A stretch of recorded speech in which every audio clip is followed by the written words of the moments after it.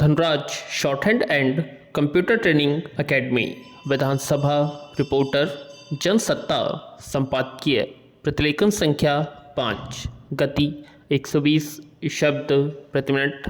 Be ready 3 2 1 start. आखिरकार वही हुआ जिसकी आशंका कांग्रेस को सता रही थी।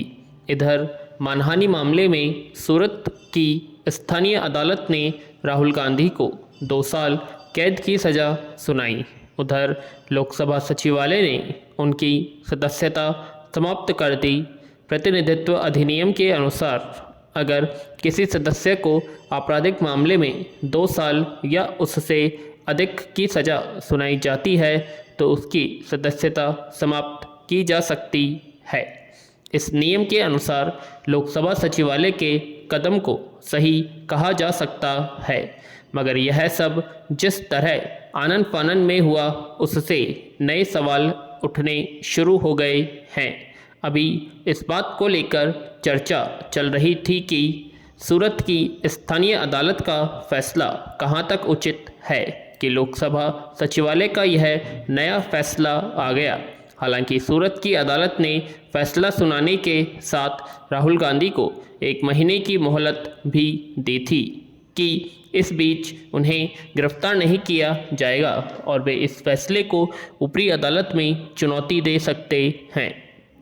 मगर लोकसभा सचिवालय ने 1 दिन की मोहलत देना भी मुनासिब नहीं समझा। ऐसे में कांग्रेस समेत सभी विपक्षी दलों को सरकार पर नए सिरे से आरोप लगाने का एक और मौका मिल गया है। पैरा सूरत की अदालत के फैसले से एक बार फिर यह बात रेखांकित हुई है कि सार्वजनिक जीवन में राजनेताओं को अपनी भाषा में संयम रखना ही चाहिए। इससे पहले सर्वोच्च न्यायालय भी राहुल गांधी को मर्यादित भाषा के इस्तेमाल की चेतावनी दे चुका है। उत्तर प्रदेश में आजम खां भी इसी तरह अमर्यादित भाषा का इस्तेमाल करने की वजह से अपनी सदस्यता गंवा चुके हैं। मगर देखना है कि इन फैसलों से राजनेता कितने सबक लेते हैं।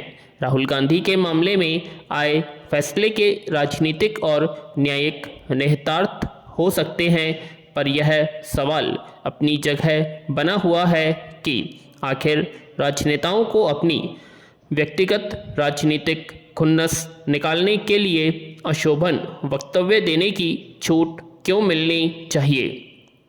राहुल गांधी अकेले ऐसे नेता नहीं हैं जिन्होंने सार्वजनिक मंच से किसी को निशाना बनाकर अपमानजनक वक्तव्य दिया। ऐसे राजनेता हर दल में, हर सत्ता पक्ष में भी इससे अछूता नहीं है। उसके कई नेताओं के बयानों को लेकर आपत्ति जताई जाती रही है। अलबत्ता उनके खिलाफ इस तरह किसी ने मानहानि का मामला दर्ज नहीं कराया। दरअसल राजनीति में यह मानकर चला जाता रहा है कि चुनाव प्रचार के दौरान या रैलियों में सार्वजनिक मंचों से दिए जाने वाले बयानों को गंभीरता से नहीं लिया जाना चाहिए। पैरा मगर राहुल गांधी के मामले से अब यह आशंका भी पैदा हो गई है कि कहीं सारे राजनीतिक दल इसे परिपाटी न बना लें। इस तरह उम्मीद की जाती है कि सभी राजनेता इस गंभीरता को समझ सकेंगे कि उन्हें सार्वजनिक मंचों और बयानों के वक्त भाषा की मर्यादा रखनी चाहिए।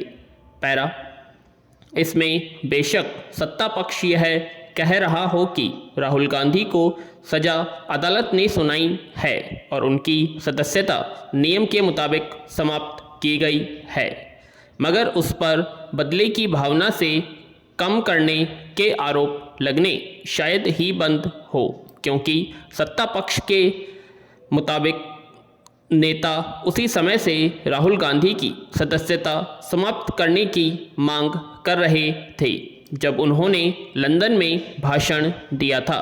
इस तरह उनकी सदस्यता जाने से सत्ता पक्ष को कितना नफ़ा नुकसान होगा यह तो समय बताएगा, मगर राजनीतिक मर्यादा की रेखा तो उसके सामने भी खींची हुई है। पैरा, दिल्ली के एक स्कूल में जिस तरह एक बच्ची से सामूहिक बलात्कार की घटना सामने आई है, उससे फिर यही बात पता चलता है कि यहाँ के आपराधिक परिदृश्य पर काबू पाने के लिए किए जाने वाले तमाम दावों के बावजूद महिलाओं से हर वर्ग बेहद असुरक्षा और जोखिम के दौर से गुजर रहा है। दिल्ली नगर निगम के स्कूल में पढ़ने वाली बच्ची महज 10 साल की है और मुख्य अपराधी उसी स्कूल का चपरासी है। यह अजीब है कि कई स्तर पर जिस व्यक्ति की वजह से स्कूल के बच्चे खुद को सुरक्षित महसूस करते, उसी ने एक बच्ची को अपनी दरिंदगी का शिकार बना लिया। उस व्यक्ति के भीतर दबी आपराधिक कुंठा का अंदाजा इससे लगाया जा सकता है कि उसने न केवल खुद यह अपराध किया बल्कि अपने कुछ साथियों को भी इसमें भागीदार बनाया। घटना का पता भी तब चल सका जब बच्ची ने स्कूल आना बंद कर दिया, परीक्षा में भी अनुपस्थित रही और एक शिक्षिका ने उसके परिवार से संपर्क किया। विडंबना है कि जिन स्कूलों को बच्चों के लिए सुरक्षित परिसर माना जाता है, वहाँ भी इस बात की गारंटी नहीं है कि बच्चे अपने खिलाफ कैसी आशंका से पूरी तरह मुक्त होंगे। लेकिन यह स्कूल के दायरे में प्रशासन और दिल्ली की कानून व्यवस्था पर एक गहरा सवाल जरूर है कि आखिर वहाँ के एक कर्मचारी के भीतर कानून का खौफ क्यों नहीं था। सही है कि एक घटना को आधार बनाकर सभी स्कूलों को एक ही कटघरे में नहीं खड़ा किया जाना चाहिए। साथ ही किसी व्यक्ति के भीतर छिपी कुंठा का पता लगाना इतना आसान नहीं होता। लेकिन स्कूल जैसी जगह में सुरक्षा व्यवस्था, वहाँ पढ़ने वाले बच्चों के सुरक्षित आने और वहाँ से घर जाने को लेकर एक तंत्र और नियम कायदे जरूर होने चाहिए, जिसमें किसी आपराधिक मानसिकता वाले व्यक्ति को कुछ भी अवांछित करने की हिम्मत न हो और ऐसा करने की गुंजाइश न बने। स्कूल में प्रबंधन और उससे जुड़े लोग कुछ हद तक अपनी ओर से सजगता बरतते हैं, लेकिन व्यवस्था के स्तर पर यह सुनिश्चित न होने के चलते मौके की ताक में बैठे अपराधी कई बार अपनी मंशा में कामयाब हो जाते हैं।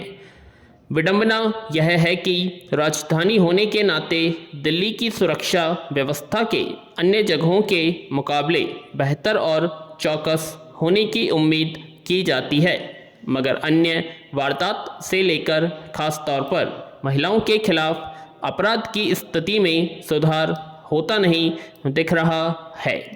राष्ट्रीय अपराध रिकॉर्ड ब्यूरो के पिछले साल आए आंकड़ों के मुताबिक दिल्ली में 2021 में महिलाओं के विरुद्ध अपराध के मामले में 41% तक की बढ़ोतरी हुई। वहीं बच्चों के खिलाफ अपराधों में 32% का इजाफा हो गया।